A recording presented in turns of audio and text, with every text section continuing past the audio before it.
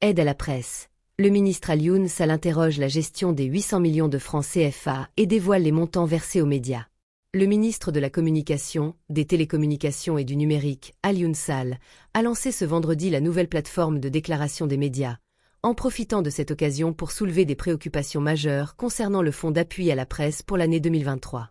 Une partie considérable de ce fonds, soit 45%, n'a pas été attribuée à la presse, suscitant ainsi des questions sur la gestion et la distribution de ces ressources publiques.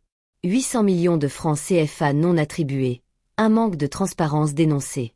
Lors de son intervention, le ministre Alioune Sall a exprimé son inquiétude concernant la gestion des fonds destinés à soutenir les médias sénégalais. Sur un total de 1,9 milliard de francs CFA, près de 800 millions, représentant 45% de ce montant, n'ont pas été distribués aux entreprises de presse. On ne peut pas défendre un bilan sans expliquer clairement comment la distribution s'est réellement passée, a-t-il affirmé, soulignant ainsi la nécessité d'une plus grande transparence dans l'utilisation des fonds publics. Cette situation a d'autant plus de répercussions que ces fonds proviennent des contribuables sénégalais, ce qui renforce l'exigence de rigueur et de clarté dans leur gestion. Le ministre a ainsi annoncé que l'Inspection générale d'État, IGE, mènera une enquête approfondie pour faire toute la lumière sur cette affaire. Répartition des fonds en 2022 et 2023. Quels médias ont été privilégiés? Pour illustrer la distribution des fonds, le ministre a dévoilé la liste des montants reçus par différents médias en 2022 et 2023. Cette transparence vise à permettre au public de mieux comprendre comment ces subventions ont été allouées. Groupe Futur Média, 93 millions de francs CFA en 2022, 69 millions de francs CFA en 2023. Immédiat, 66 millions de francs CFA en 2022, 47 millions de francs CFA en 2023. 7 TV, montant non précisé pour 2022 et 2023. AZ Actu, 35 millions de francs CFA en 2022, 40 millions de francs CFA en 2023. 10 médias, 57 millions de francs CFA en 2022, 40 millions de francs CFA en 2023.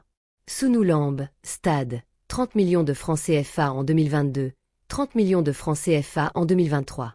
L'Héral, 14 millions de francs CFA en 2022, 27 millions de francs CFA en 2023. Sénéweb, 25 millions de francs CFA en 2022, 26 millions de francs CFA en 2023. Dakar Actu, 24 millions de francs CFA en 2022 et en 2023.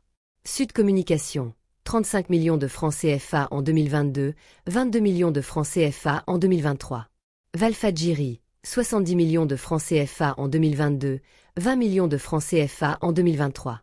Sénégo, 1 million de francs CFA en 2023, contre 3 à 5 millions les années précédentes. Ces chiffres révèlent des variations importantes dans les montants alloués, ce qui soulève d'autres questions sur les critères d'attribution de ces fonds. Vers une révision des mécanismes de soutien à la presse? Le ministre Alioune Sall a réitéré son engagement à promouvoir une gestion plus rigoureuse et transparente des fonds publics. La question des 800 millions de francs CFA non attribués pourrait marquer un tournant dans la manière dont les aides à la presse sont gérées au Sénégal. L'enquête de l'IGE pourrait bien déboucher sur des recommandations pour une réforme du système actuel, afin de garantir que les fonds publics destinés à soutenir les médias soient utilisés de manière équitable et efficace. En attendant les résultats de cette enquête, les acteurs du secteur médiatique et le grand public restent dans l'attente de clarifications sur cette situation préoccupante.